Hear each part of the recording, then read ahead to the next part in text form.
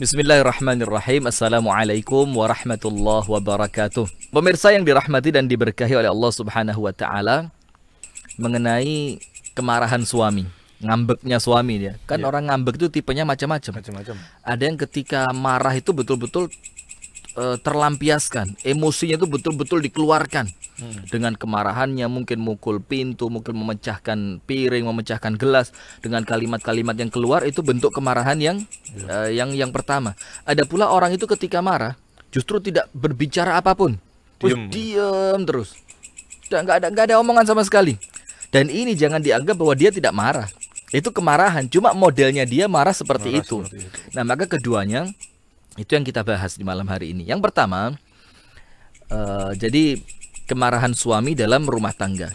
Poin yang kedua nanti yang akan kita bahas, lalu apa yang akan dilakukan oleh seorang istri. Istri bisa apa? Banyak sekali. Dan bahkan dari kemarahan suami itu, ini ada kalimat yang apabila difahami dengan salah akan muncul kontroversi. Seperti yang sempat Anda bicarakan dengan Al-Akh Abu Shanum tadi. Al-Imam Al-Ghazali rahimahullahu ta'ala mengatakan dalam kitabnya Ihya Ulumuddin, beliau mengatakan, as-sabru ala lisanin nisa mimma yamtahinu bihil awliya. Bersabar atas kata-kata kasar yang keluar dari lisannya istri. Bersabar atas kasarnya lisan seorang istri. Apa kata Imam Ghazali? Merupakan ujian yang Allah berikan kepada wali-walinya. Masya Allah. Ini kalau kita fahami salah, berarti seorang suami yang punya istri suka marah, itu suaminya wali nih. Karena ini ujiannya para wali nih. Nah, tapi pemahamannya bukan seperti itu. Pemahamannya adalah karena memang bersabar ketika istri itu melakukan sesuatu yang tidak baik, kemudian suami bersabar untuk tidak marah, ini perkara yang sangat berat. Sampai karena ini perkara yang berat, maka Imam Ghazali mengatakan ujian itu hanya Allah berikan kepada siapa? Kepada hamba pilihan, kepada wali-walinya Allah Subhanahu wa ta'ala. Nah, sekarang kita bahas mengenai kemarahan suami. Apabila suami marah, ini perkara yang memang dalam rumah tangga normal sekali ya. Normal sekali. Biasa kan suami marah, istri marah. Ini wajar sekali kemarahan suami, kemarahan istri. Pedesan marah gitu. Terlalu pedas marah, makanan telah datang marah. Ini perkara yang wajar. Kekenyangan tidur. Enggak ya. Antum jangan membicarakan diri sendiri lah ya. Nah, maka begini. Apabila suami Anda marah, maka yang pertama yang kita perlu tahu, jangan kemudian langsung menyalahkan kemarahan suami. Walaupun memang yang kita bahas konotasi dari kemarahan suami di sini tentu yang negatif kan? Iya. Artinya marah tanpa sebab, marah karena sesuatu yang mungkin sepele yang seharusnya tidak perlu diselesaikan dengan kemarahan. Nah, maka yang pertama kita perlu muhasabah. Apabila kemarahan suami itu muncul karena memang kelalaian istri, maka di sini boleh jadi kemarahan suami itu ibadah. Wah, kan keren kan? Marah bisa jadi ibadah. Wah, ini. Nah, karena sekarang kita lihat contoh dari rumah tangga Rasulullah Sallallahu Alaihi Wasallam. Yang ini menunjukkan bahwa tidak semua di antara kita ini bisa 100% mencontoh akhlak Rasulullah di rumah tangganya. Karena Rasulullah mengatakan orang yang terbaik di antara kalian adalah mereka yang paling baik dengan siapa? Istrinya. Dan aku, kata Rasulullah, orang yang paling baik di antara istri. Nah, maka di sini Rasulullah menampakkan pribadinya adalah sosok yang sempurna di rumah tangga. Nah, contoh kesempurnaan itu adalah begini. Ketika Rasul marah, maka kemarahan Rasul di rumah tangga itu contoh kesempurnaan. Bagaimana? Bayangin, Rasul marah, kita disuruh mencontoh kemarahan Rasul. Wah, ini kok nyontoh tapi marah. Kesannya mencontoh sesuatu yang tidak baik. Karena apa? Karena setiap apapun yang dilakukan Rasul, karena Rasul itu adalah uswatun hasanah, suri tauladan yang terbaik. Nah, maka begini pemirsa. Ini kisah kemarahan Rasulullah Sallallahu Alaihi Wasallam kepada salah seorang dari istrinya, lebih tepatnya kepada Ibunda Aisyah radhiyallahu taala anha wa ardhaha. Suatu hari Rasulullah Shallallahu Alaihi Wasallam ini dalam satu riwayat menyembelih kambing. Kemudian sebagaimana kebiasaan Rasulullah Shallallahu Alaihi Wasallam, daging kambing itu Rasul potong-potong. Kemudian yang pertama kali yang Rasul akan berikan kambing ini, daging kambing ini kepada siapa? Kepada kerabatnya Khadijah. dalam keadaan Ibunda Khadijah sudah meninggal dunia. Ini yang sering kita ulang-ulang waktu bulan Ramadan yang lalu ya. Betul. Mengenai seni interaksi Rasul dengan istrinya. Nah, maka sudah bahkan Ibunda Aisyah mengatakan saking besar kecemburuan Ibunda Aisyah kepada Ibunda Khadijah, sampai Ibunda Aisyah mengatakan tidak ada perempuan yang aku paling cemburu kepadanya dalam keadaan aku tidak pernah melihatnya. Subhanallah, lihat. Kecuali Ibunda Khadijah. Artinya apa? Bagaimana mungkin Ibunda Aisyah itu bisa cemburu kepada seorang wanita yang tidak pernah dia lihat, kecuali karena suami yang tidak pernah lepas menyebut kebaikan Khadijah. Tentu juga wajar Ustaz ya. Wajar respon lah. Seperti ini. Jadi ya. suami memiliki kewajiban untuk tidak melupakan kebaikan istri. Sementara respon dari istri boleh jadi memahami dengan pemahaman yang salah faham, salah terima. Nah, maka dari awal Ibunda Aisyah mengatakan memang aku cemburu dengan Ibunda Khadijah. Apa yang terjadi ketika Rasulullah memotong kambing tadi, dibagi beberapa bagian daging. Yang pertama, hadiahkan kepada si fulan ini pamannya Khadijah. Hadiahkan kepada si fulan ini temannya Khadijah. Hadiahkan kepada si fulan ini dahulu adalah tetangganya Khadijah. Terus yang disebut adalah nama Ibunda Khadijah. Nah, dari cerita ini yang mau kita ambil bukan kecemburuan Ibunda Aisyah, akan tetapi kemarahan Rasulullah. Sudah, akhirnya Ibunda Aisyah mengatakan, "Ya Rasulullah, cukup, jangan lagi engkau menyebut nama Khadijah. Bukankah Allah telah memberi ganti untukmu yang lebih baik dibanding Khadijah?" Maksudnya Ibunda Aisyah siapa? Dirinya.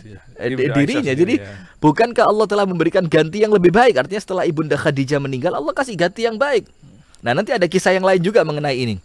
Sudah, ketika Ibunda Aisyah menampakkan kecemburuannya di hadapan Rasulullah, maka saat itu disebutkan dalam riwayat hadis tersebut Rasulullah marah. Kemudian Ibunda Aisyah mendengarkan alasan Rasulullah. Rasulullah marah dengan mengatakan, "Ma abdalani Allahu khairan minha." Aku, kata Rasulullah dengan muka memerah ini. Artinya Rasulullah marah di rumahnya. Tapi Anda lihat apa yang dilakukan oleh Ibunda Aisyah yang nanti kita pelajari. Apa kata Rasulullah? "Ma abdalani Allahu khairan minha." Allah tidak pernah memberikan kepadaku ganti untukku seorang wanita yang lebih baik dibanding Khadijah. Dan ini Rasul ungkapkan bukan ngomong santai seperti kita ngomong sekarang. Tapi Rasul mengucapkan ini di hadapan istrinya. Itu disebutkan dalam hadis ini Rasulullah marah. Dan dalam riwayat yang lain dikatakan Ibunda Aisyah tidak pernah melihat Rasulullah marah seperti itu.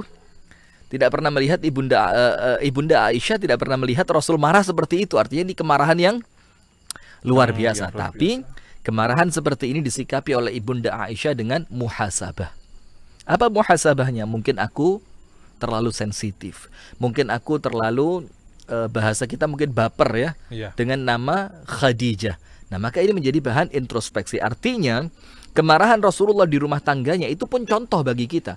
Bagaimana kita mendidik istri kita untuk bisa menghormati orang lain.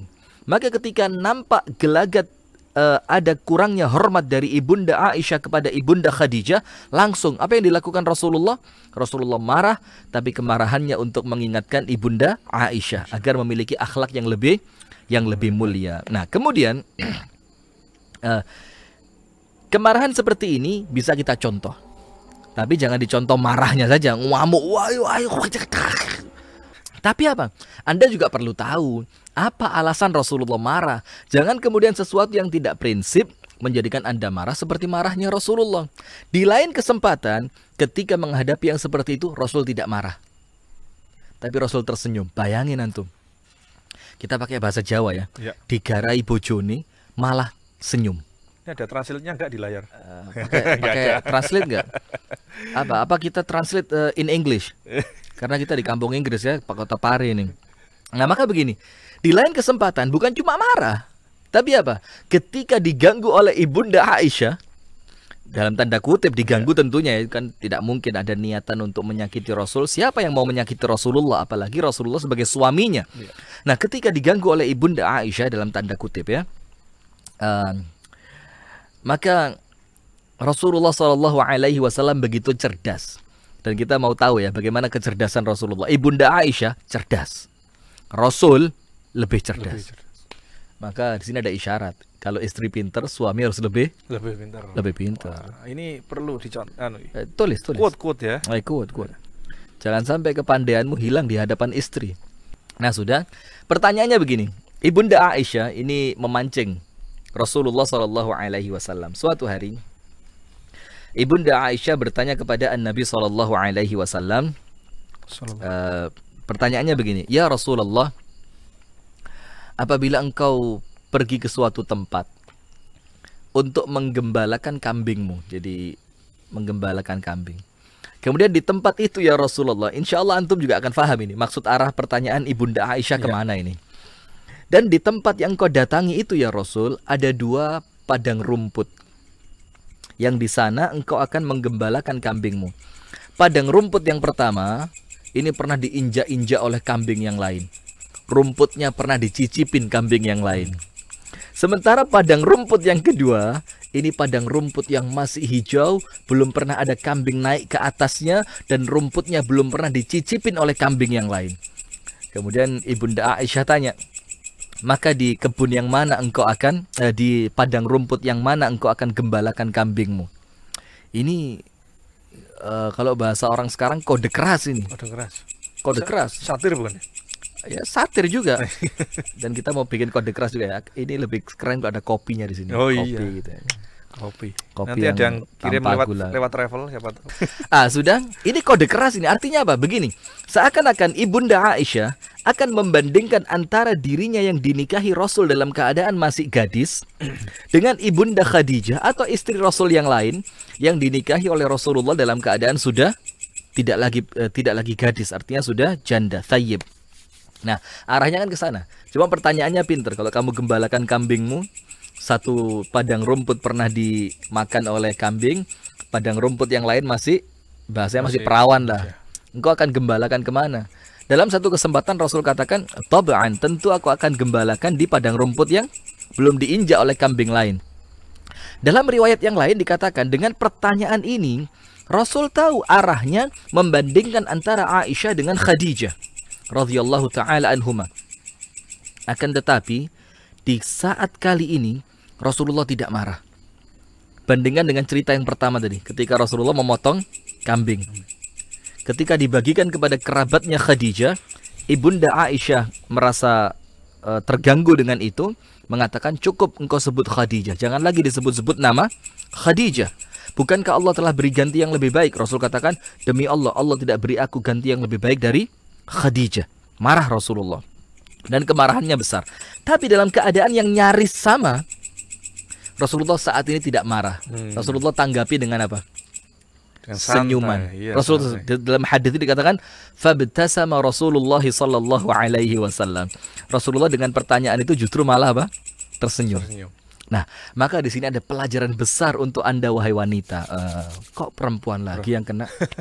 Berarti intinya juga gini, Ustaz. Karena dibandingkan padang rumput yang masih natural gitu ya. Natural belum sama pernah. Yang belum, berarti ini berusaha menunjukkan bahwa ini loh sesuatu yang lebih bagus itu ada. Nah, sebenarnya hampir sama dengan yang tadi. Iya, jadi mirip-mirip dengan yang itu. Cuma bagaimana Rasulullah menanggapinya berbeda. Yang satu dengan Rasulullah marah karena Rasulullah menganggap ini perlu diluruskan. Pada poin yang kedua, ibtasam. Rasulullah tersenyum.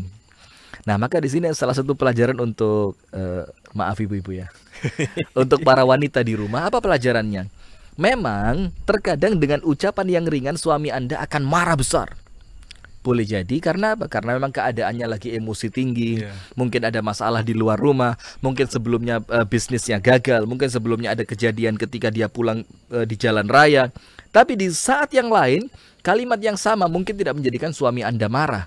Nah, maka saat itu Anda perlu berpikir, oh mungkin momennya tidak tepat. Aku mengucapkan ini mungkin momennya tidak tepat. Jadi apa? Karena tidak bisa dipungkiri bahwa suami raja di rumah. Sepakat gak ini ibu-ibu ini? Enggak, kalau antum jelas sepakat, antum suami. Harus. Kalau ibu-ibu sepakat. Tak bisa dipungkiri suami raja di rumah. Maka ketika ada letupan kemarahan suami, maka Anda perlu ngerti, loh, kenapa kemarin saya ngomong gitu kamu gak marah? Sekarang saya ucapkan kalimat yang sama, mengapa sekarang kamu Kamu marah, mungkin momennya tidak tepat. Maka istri juga perlu ngerti, ini suami barusan pulang kerja, dia dalam keadaan capek, dia dalam keadaan membawa masalah-masalah kantor yang ada. Maka jangan dahulu diganggu dengan ucapan-ucapan yang mungkin terkesan tidak penting.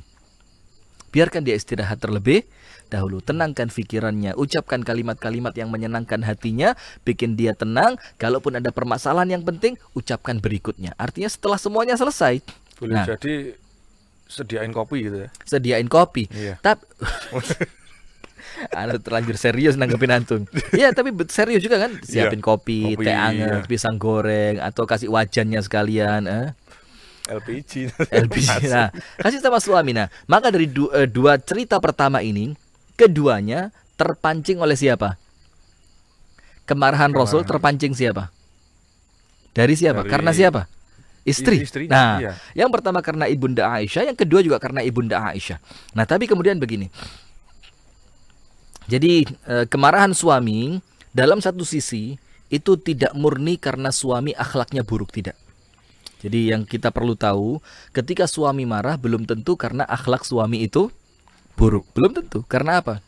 Boleh jadi memang kemarahannya itu terpancing oleh sikap dari istrinya. Karena mohon maaf ya, memang betul dikatakan di dalam agama Islam itu sabar itu tidak ada batasnya.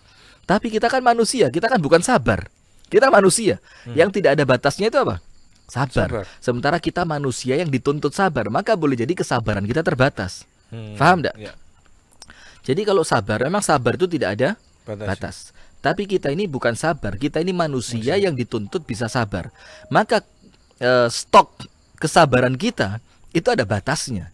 Maka terkadang istri ini juga perlu paham, ketika suamimu marah belum tentu karena dia yang buruk, boleh jadi memang karena pancingan sikap yang kurang baik yang dilakukan oleh istri di hadapan suami. Contoh, sabarnya pas lowbat gitu ya mungkin. Boleh jadi kan, sabar pas lowbat. Ini baterai menipis tinggal 15% gitu, diganggu, nyala panas dia. Nah sudah, contoh begini. Hari yang pertama seorang suami mengatakan, besok aku berangkat kantor pagi, tolong pakaianku disiapkan lebih pagi. Jadi tolong disiapkan lebih awal dibanding sebelumnya. Ternyata ketika suami selesai mandi, dilihat di kamar pakaiannya belum tersedia. Ya. Coba lihat, suami sudah ngomong ya kan malam harinya. Ini contoh saja. Tapi mungkin yang semisal dengan ini yang banyak terjadi di kehidupan rumah tangga kita. Ya miss kecil seperti inilah. Miss itu apa? Percikan-percikan. Kesalahan-kesalahan kecil semacam ini. Sudah hari pertama suami bilang mungkin istriku capek. Kemudian dia ngomong pada kali yang kedua, besok jadwal kantorku sama seperti kemarin, lebih pagi. Tolong disiapkan pakaianku lebih awal dari biasanya. Ada meeting. Kan? Pada hari yang kedua, ternyata apa yang dilakukan oleh istri sama persis seperti hari yang pertama. Kesalahan dia di hari yang pertama, yang kali itu suami masih bisa bersabar, itu tidak menjadikan dia mengambil pelajaran.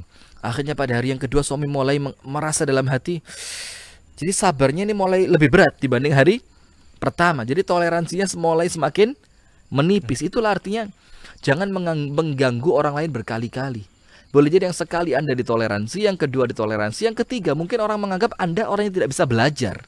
Sampai mungkin bisa muncul kata-kata gini, padahal aku kerja ini buat nafkahin kamu loh gitu. Nah, kalimat itu kan seharusnya tanpa diungkapkan pun seharusnya istri sudah ngerti, tapi karena jengkel yang sudah, aku ini berangkat kantor pagi juga untuk kamu. Nah, akhirnya ketika muncul kalimat seperti itu kan akhirnya muncul apa? Muncul kesan seakan-akan suamiku nggak ikhlas sih kerja. Padahal bukan dia nggak ikhlas, Anda yang memancing itu. Nah sudah. Kemudian begini. Pada hari yang kedua, pada kali yang kedua tentu kesabaran suami semakin apa? Berat kan? Semakin berat untuk sabar. Subhanallah, pada hari yang ketiga terulang.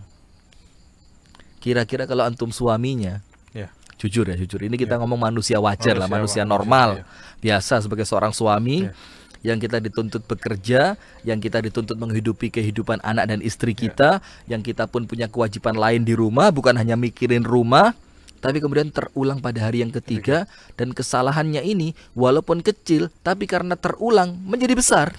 Betul enggak? Sesuatu yang kecil kalau terulang menjadi besar, sedikit demi sedikit, lama-lama menjadi bukit. Nah, maka kalau antum suaminya, kira-kira antum akan lakukan apa kepada istri yang seperti itu?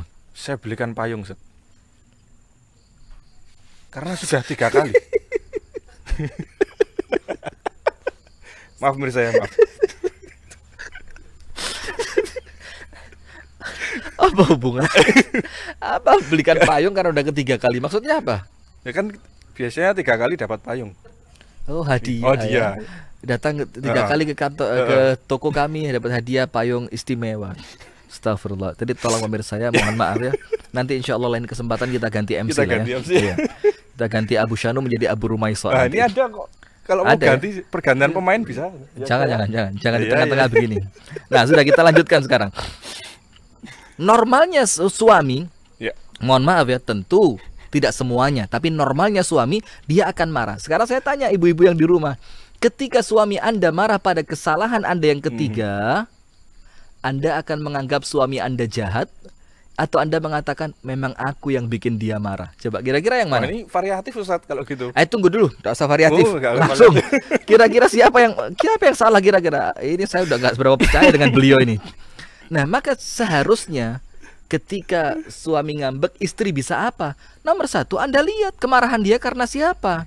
Nah, kan terlalu begitu. Iya. Maka seorang istri Iya. seharusnya paham. Artinya apa? Kemungkinan kemarahan suami yang pertama bukan karena dia jahat, bukan karena dia berakhlak yang tidak baik, bukan karena dia yang tidak mampu memunculkan kesabaran, akan tetapi memang kemarahan suami adalah pancingan dari siapa? Dari Istri. Sampai Imam Syafi'i mengatakan, man istaghdhaba wa lam yaghdhab fahuwa himar. Barang siapa dipancing kemarahannya tapi dia tidak marah, Imam Syafi'i bilang dia bukan manusia tapi keledai. Nah, terutama untuk para wanita, para perempuan, para istri di rumah, dengarkan. Dalam pepatah Arab dikatakan, yang sempat kami bikin status kemarin ya. Ya. Orang Arab itu mengatakan begini, at-tikrar yu'allimul himar. At-tikrar yu'allimul himar. Sesuatu yang terulang, tikrar itu pengulangan. Yu'allimul himar, itu bikin keledai pun bisa pinter. Contoh begini, keledai dari rumah dibawa ke pasar.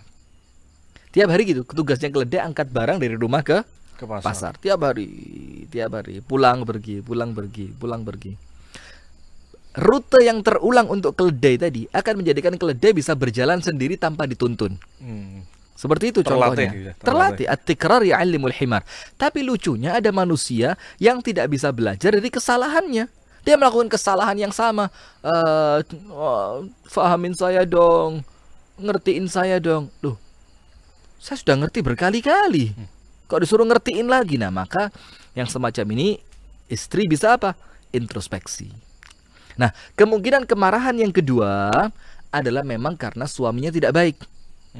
Kalau yang pertama karena siapa? Karena istri, pancingan dari pancingan istri. Mohon maaf ya, jujur, kan ada juga di rumah tangga seperti itu. Tapi kemungkinan yang kedua, dan ini tidak sedikit juga, istrinya baik, Masya Allah. Istrinya baik. Istrinya sabar, istrinya sopan, istrinya bertanggung jawab, istrinya melayani, meladeni, bertutur kata yang sopan, senantiasa husnudzon kepada suami, senantiasa bertutur kata yang manis di hadapan suami, senantiasa menampakkan keridhaan di hadapan suami, tapi suaminya tetap marah. Suaminya tetap marah. Artinya di sini berarti apa? Berarti Anda oleh Allah Subhanahu wa taala diberikan ujian lewat suami. Nah, apabila poinnya yang kedua, maka apa yang dilakukan oleh istri? Ada ucapan yang sangat menarik dari sahabat Rasulullah sallallahu alaihi wasallam, yaitu Abu Darda. Abu Darda berkata kepada istrinya siapa? Ummu Darda. Dan ucapannya ini perlu menjadi renungan kita di rumah tangga kita masing-masing. Apa kata Abu Darda? Idza ghadibti ardaituka, wahai istriku, apabila engkau marah, aku akan membuatmu ridho. Artinya aku akan menenangkan dirimu. Ini posisi suami yang menenangkan istrinya ketika istri sedang marah.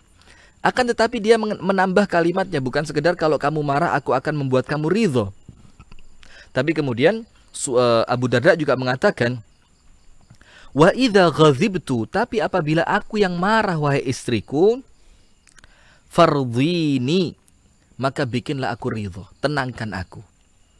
Kenapa begitu? Fa innaka in lam taf'ali dzalika fama asra'a ma natafarraq. Apabila engkau tidak melakukan itu, maka akan cepat perpisahan kita.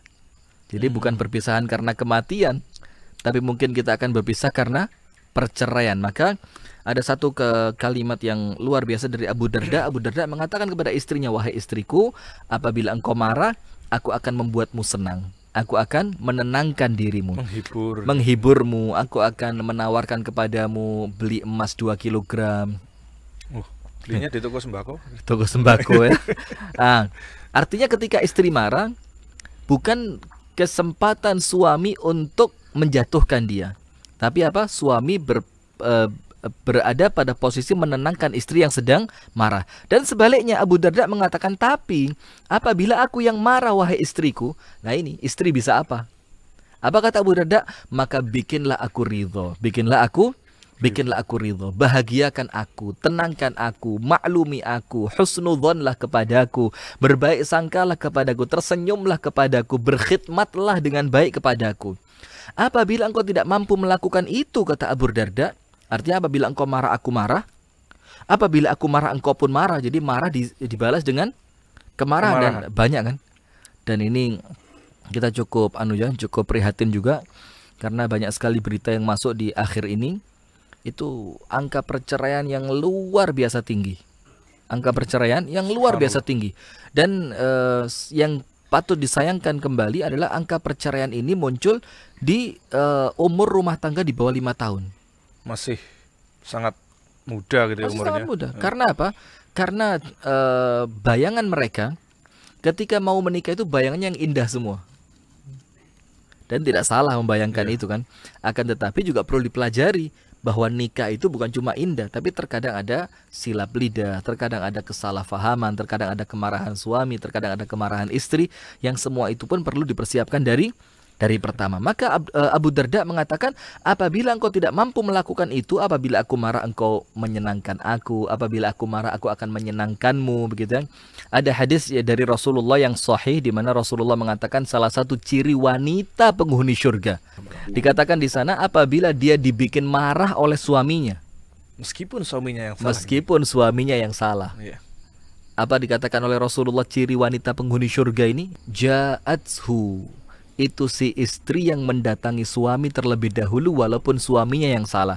Kemudian dia letakkan tangannya di atas tangan suami. Kemudian sang istri itu mengatakan, La aktahilu ghamdan hatta tarda. Suamiku, aku tidak akan tidur malam hari ini sampai engkau ridho kepadaku. Wah, begitu Ibu Siti. Walaupun suami yang salah. Karena apa? Kadang-kadang kesalahan itu apabila dari kita ingin orang lain memaklumi. Maka begitu pula dari orang lain, ketika orang lain yang bersalah, mereka berharap kita juga bisa memaklumi. Jadi ketika suami Anda marah, ingat sekali lagi saya ucapkan, suami Anda tidak sedang butuh partner untuk ribut. Tapi apa? Suami Anda butuh seorang wanita yang memahami dia. Suami Anda butuh seorang wanita yang merasa dirinya itu suami Anda butuh seorang wanita yang ketika suami marah di hadapannya, wanita itu betul-betul merendah. Suami Anda butuh seorang wanita yang ketika suami itu marah, seorang istri yang betul-betul menampakkan, iya, aku yang salah. Itu betul gak yang dibutuhkan suami? Betul gak? Iya. Nah, bukan kemudian ketika suami marah, kamu ngapain aja? Loh, mulai. Kamu gak tahu ini. Itu yang gini istri apa suami? Istri. Jadi ketika suami marah, istri langsung diangkat-angkat semua. Ini apa? Dasternya diangkat semua, dirobek-robek langsung kayak Popeye si pelaut itu, makan bayam cueng. Nah, suami Anda tidak butuh itu. Apabila dia membutuhkan itu, dia tidak akan menikah dengan Anda. Dia menikah dengan Anda karena dia yakin Anda adalah seorang wanita yang memahami dia ketika dia senang maupun ketika dia bisa marah. Menenangkan. Nah, bagaimana cara meredam amarah? Suatu ketika ada 2 orang sahabat Nabi yang sedang bersih tegang. Kemudian Rasulullah mengatakan, aku tahu satu kalimat yang apabila kalimat itu dia baca akan hilang seketika kemarahannya. Apa kalimat itu? Ringan, mudah dihafalkan, dan insya Allah kita semuanya tahu. Kalimatnya adalah A'udzu billahi minasyaitonir rajim. Aku berlindung kepada Allah dari godaan syaitan yang terkutuk. Dan ini yang paling aplikatif. Karena seketika itu kan bergejolak, das, langsung Langsung. ucapkan a'udzubillahi minasyaitonirrajim. Kenapa kita mengucapkan a'udzubillahi minasyaitonirrajim? Karena kemarahan itu datangnya dari siapa? Dari syaitan. Maka ketika kita mengucapkan a'udzubillahi minasyaitonirrajim, maka setannya oleh Allah dihilangkan. Yang kedua, disebutkan oleh Rasulullah Shallallahu Alaihi Wasallam, kemarahan itu dari syaitan, dan syaitan itu terbuat dari apa? Api. Fa'idha ghadhiba ahadukum falyatawadda. Maka apabila seorang di antara kalian terpancing kemarahannya, hendaknya dia mengambil air wudhu. Karena apa? Api yang dibawa oleh syaitan ke dalam hati Anda yang bergejolak saat itu akan dipadamkan oleh dinginnya air wudhu. Jadi itu dua yang paling aplikatif lah. Berarti kalau sudah sadar hati ini panas, langsung cepat-cepat ingat langsung wudhu gitu ya. Istighfar, ucapkan ta'awud a'udzubillahi ya. minasyaitonirrajim, berwudhu. Kalau berdiri duduk, kalau duduk berbaring, seperti itu. Ini yang paling aplik. Karena apa? Memang kemarahan itu terkadang datangnya tiba-tiba. Apalagi dalam keadaan posisi hati kita tidak tenang, hati kita sedang tidak nyaman, ada satu pancingan kecil maka akan langsung meledak dia. Dan ada kisah juga dari Abu Bakar As-Siddiq radhiyallahu taala anhu ardhahum. Ketika suatu hari Abu Bakar duduk bersama Rasulullah Sallallahu Alaihi Wasallam, datang seorang laki-laki yang mencaci maki Abu Bakar dengan luar biasa, dicaci maki luar biasa. Dan saat itu, wan Nabiyyu Sallallahu Alaihi Wasallam jalisun yatabassam. Rasulullah yang ada di sebelah Abu Bakar sedikit pun tidak membela Abu Bakar. Rasulullah tetap duduk dengan tenangnya, bahkan Rasulullah senyum-senyum.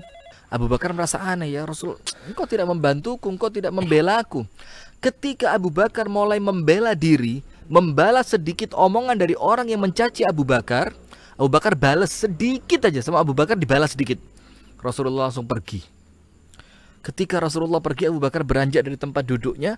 Kemudian Abu Bakar mendatangi Rasulullah dan mengatakan, ya Rasulullah, syatamani wa anta jalisun yatabassam. Ya Rasul, dia menghinaku, engkau duduk dan tersenyum. Walamma radadtu alaihi ba'da qawli, ketika aku mulai membalasnya sedikit dari ucapanku, engkau meninggalkanku. Apa kata Rasulullah? Wahai Abu Bakar, ketika engkau tidak membalasnya, ketika engkau bersabar, engkau dibantu oleh malaikat. Malaikat yang membalas ucapan orang itu untukmu. Tapi ketika engkau mulai membalasnya, malaikatnya pergi, dan yang ganti ada di sisimu adalah syaitan. Dan aku tidak mau duduk bersama syaitan itu. Jadi poin yang kedua, karena memang kemarahan itu muncul bukan karena pancingan istri, bukan karena sebab dari istri yang kurang akhlak, akan tetapi karena memang suaminya yang jahat. Suka marah ya. Yang memang suka marah. Sekarang kita akan berikan beberapa tips apa yang bisa dilakukan oleh wanita ketika suaminya sedang marah. Nah, yang pertama dikatakan di sini, apabila suami Anda sedang marah, antasbiri wa tatahammali. Nomor satu tentu, tapi ini mainstream sekali ya. Walaupun mainstream, tapi tentunya ini membawa manfaat besar untuk kita. Artinya sesuatu yang bukan hanya cukup untuk didengarkan, bukan hanya didengar, tapi untuk difahami dan diamalkan. Nah, yang pertama, suami ngambek, istri bisa apa? Anda bisa sabar.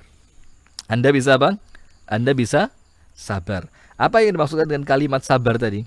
Yang dimaksud dengan sabar di sini adalah ingat. Apa yang perlu kita ingat? Bahwasannya semua yang hadir dalam kehidupan Anda itu boleh jadi membawa kebahagiaan, maka patut Anda syukuri. Tapi ingat, boleh jadi juga membawa suatu ujian yang patut Anda sabari.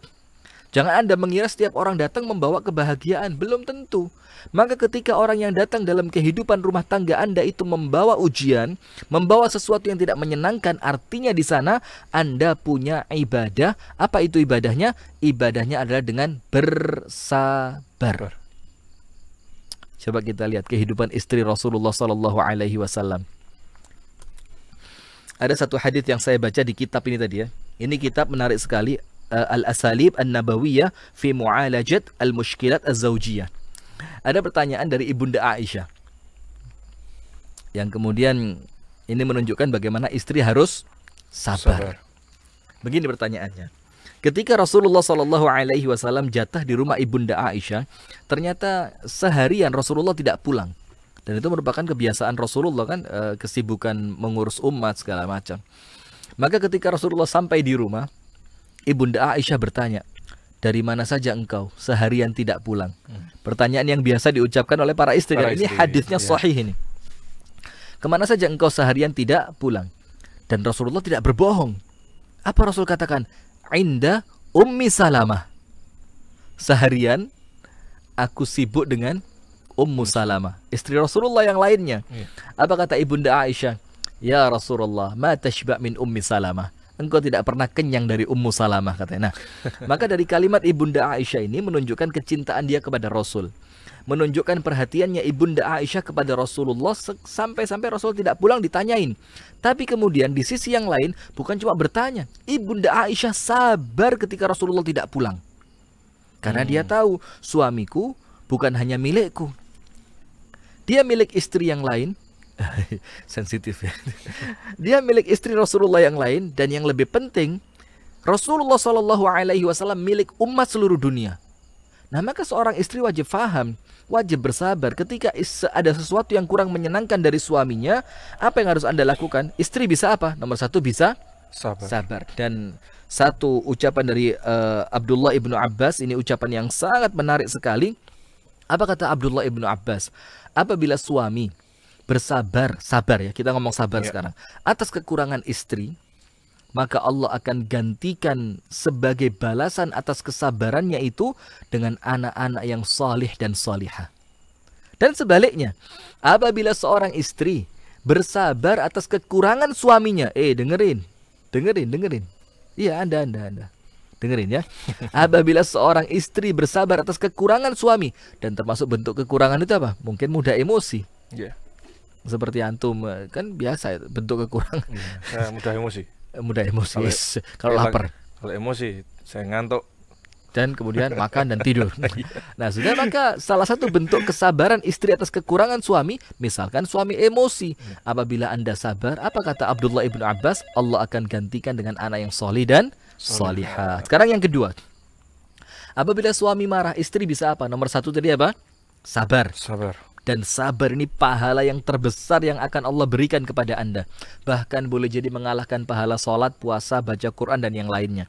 Innama yuwaffas sabiruna ajrahum bighairi hisab. Hanya kepada orang yang sabar, Allah beri pahala tidak ada batasnya. Sudah kan? Nomor satu, apa yang Anda lakukan? Sabar. Mau nantang, cari perkara kan? Mau ikut marah, tidak mendamaikan suasana kan? Menghabiskan energi juga. Mau pergi dari rumah, termasuk pelanggaran syariat kan? Iya. Nah, maka pilihan pertama, sabar.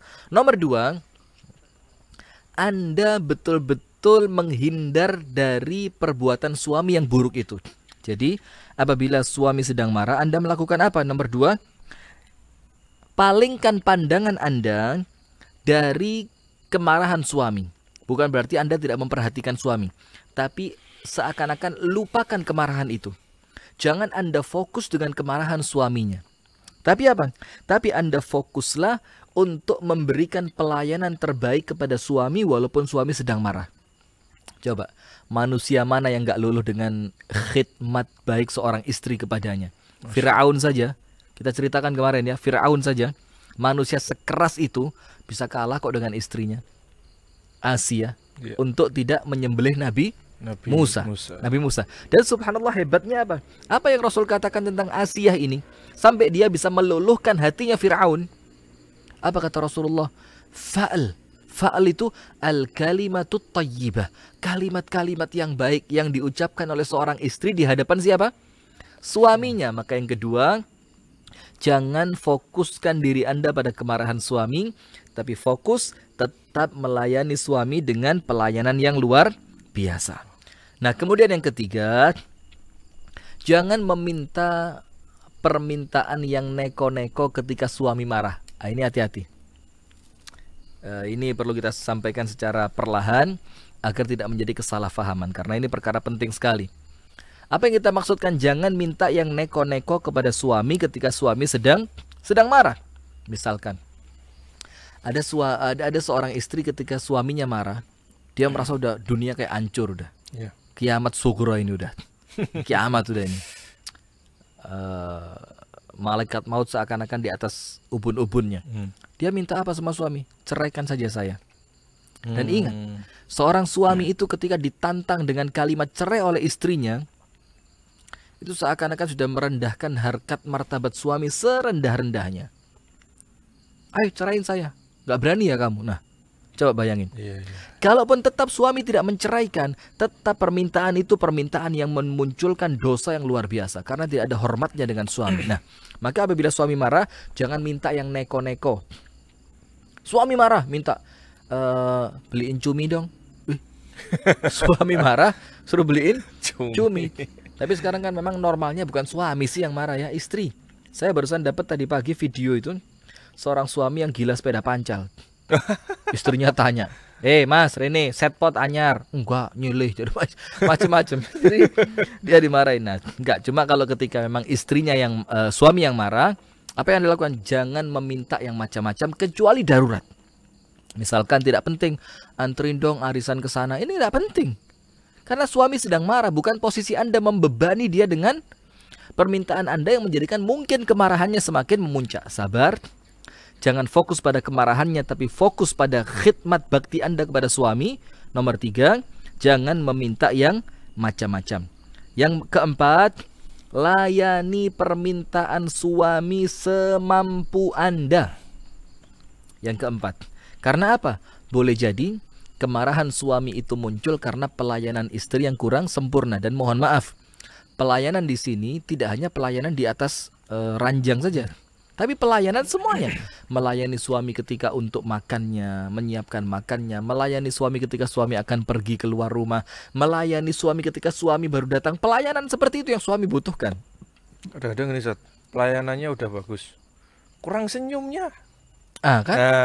Jadi memang betul kita ini dibutuhkan hati yang kuat betul-betul untuk mengarungi rumah tangga ini. Kadang-kadang hati boleh hancur, tapi senyum jangan hilang.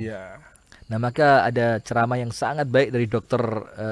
Haikal Hasan, Ustadz Haikal Hasan ya, Ustadz Haikal Hasan, Babe Haikal Hasan. Dia bilang, bagaimana sih caranya supaya suami nggak berpaling ke lain hati?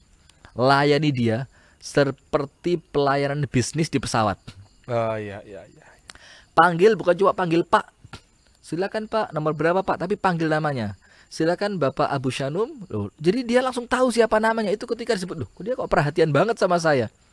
Nomor 2, berikan tempat terbaik untuknya. Jadi maksud tempat terbaik ini apa? Ketika suami datang, ini untuk pelayanan ya. Ketika suami datang, kamar sudah rapi, kamar mandi sudah siap untuk dipakai, anak-anak sudah tenang, begitu ya. Beri tempat terbaik. Yang ketiga, tawarkan apa yang dia suka dan biar dia yang pilih. Jangan Anda yang pilih. Misalkan begini, orange juice atau apa? Orange juice atau soft drink. Soft drink ya biasa ya, yang bersoda, minuman bersoda. Makanannya mau apa? Sate Mbah Jaun? Sate Mbah Jaun atau sate sata gitu ya. Sata. Padahal dikatakan oleh Ustadz Haikal Hasan, dia punya cuma 2 itu, hanya orange juice dan soft drink aja.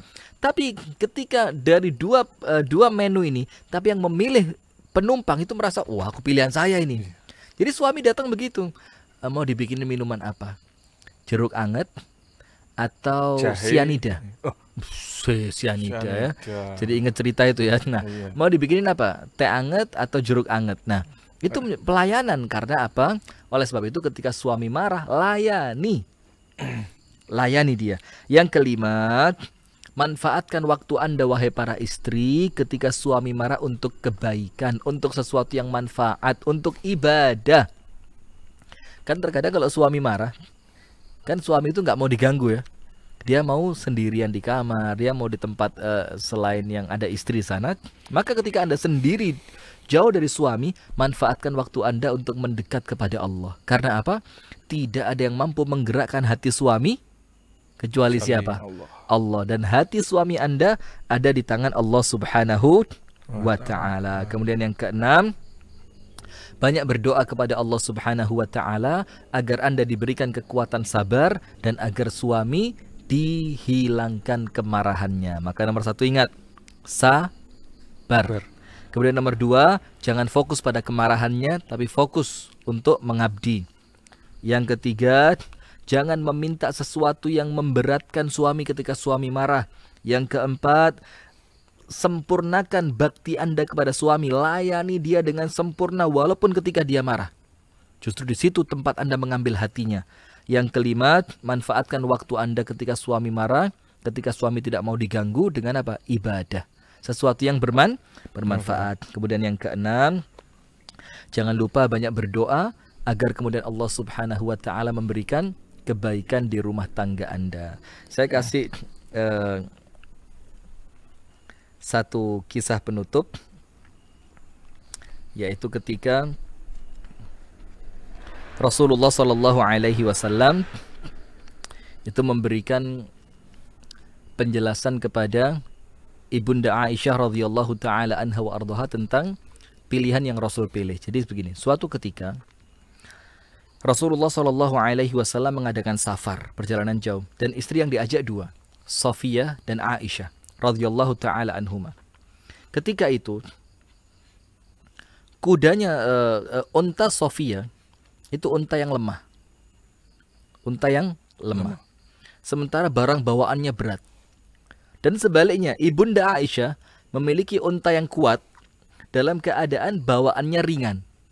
Jadi barang bawaannya ringan dalam keadaan untanya kuat. Maka seketika itu rombongan safar perjalanannya menjadi melambat. Karena unta Sofia yang tidak bisa berlari kencang. Kenapa? Untanya lemah, bawaannya berat.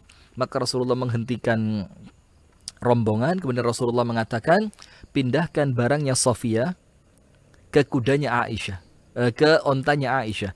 Dan pindahkan milik Aisyah ke ontanya Sofia. Apa Ibunda Aisyah mengatakan? Ya ibadallah, wahai hamba-hamba Allah, ghalabatna hadhil yahudiyah. Ini perempuan Yahudi sudah ngalahin kita, katanya. Karena Ibunda Safiyah radhiyallahu taala anha, ayahnya adalah seorang Yahudi.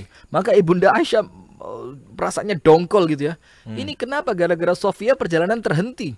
Dan sekarang barangku harus diletakkan di sana, barangnya dia harus diletakkan di kendaraanku. Maka Ibunda Aisyah mengatakan, ghalabatna hadhihi al-Yahudiyah. Kita kalah sama Yahudiyah yang satu ini. Tapi Rasulullah tidak marah. Akan tetapi Rasulullah memberikan penjelasan. Maka ini salah satu seni interaksi Rasul dengan istrinya. Apabila ada perkara-perkara yang memunculkan kemarahan, Rasulullah meyakinkan istrinya dengan musyawarah. Apa Rasul katakan? Diberi pengertian. Wahai Aisyah, untamu kuat. Dalam keadaan barang bawaanmu sedikit. Sementara untanya Sofiyah sudah lemah, dalam keadaan barang bawaannya berat. Oleh sebab itu, supaya perjalanan kita tidak terhambat, kita pindahkan itu. Akhirnya Ibunda Aisyah memiliki pemahaman yang baik. Nah, maka artinya jangan langsung marah saja, tapi berikan dulu penjelasan. Wallahu ta'ala a'lam bishawab. Mudah-mudahan ada manfaatnya. Pakai sumur bor susah, pakai sumur besar juga susah karena berbatu. Ya, batunya seperti ini. Dan ini baru jalan 3 meter aja sudah menghasilkan batu sebanyak ini. 350 kakak. Apalagi kalau musim kemarau. Nah, airnya itu tidak cukup untuk kebutuhan warga, sehingga memang kebutuhan sumur itu kita sangat butuh. Kemudian kami mengajak kepada jamaah sekalian, dengan banyaknya program-program kebaikan yang kita lakukan, sebagaimana kita menggali sumur, kita memberikan seragam untuk TPQ, kita membuat renovasi masjid, musola, bahkan kita membangun masjid, maka kami terus mengajak kepada jamaah sekalian untuk tidak lupa senantiasa menambahkan saldo kebaikan akhirat Anda pada nomor rekening di bawah ini, yang semoga setiap amal yang kita lakukan mendatangkan kebaikan, keberkahan untuk kita, keluarga kita, dunia sampai akhirat. Barakallahu fikum. Assalamualaikum warahmatullahi wabarakatuh.